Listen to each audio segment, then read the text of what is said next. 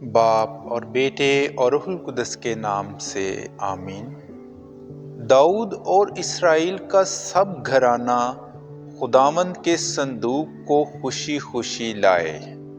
ہمارے لیے آج کی تلاوت سموئیل نبی کی دوسری کتاب، اس کا 6واں باب اور اس کی 12ویں آیت سے 15ویں آیت تک، اور پھر 17ویں آیت سے 19ویں آیت تک۔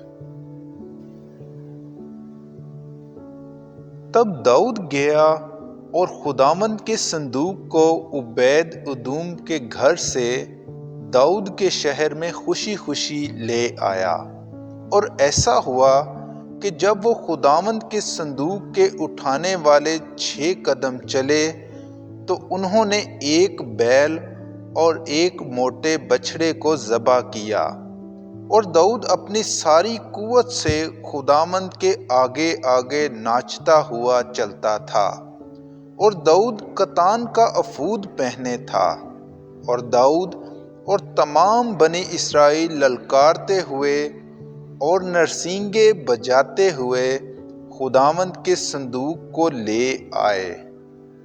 اور وہ خداوند کے صندوق کو اندر لائے اور اسے اس کی اپنی جگہ میں اس خیمے کے درمیان رکھا جو داؤد نے اس کے لیے کھڑا کیا تھا۔ اور داؤد نے خداوند کے سامنے سوختنی قربانیاں اور سلامتی کے ذبیحے چڑھائے۔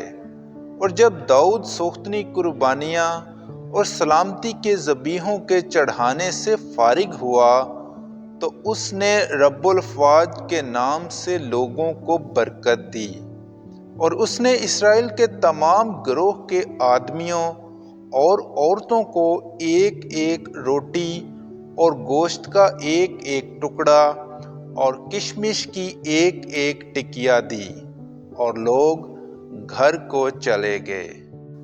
پاک کلام کے پڑھے اور سنے جانے پر خدا کی برکت ہو۔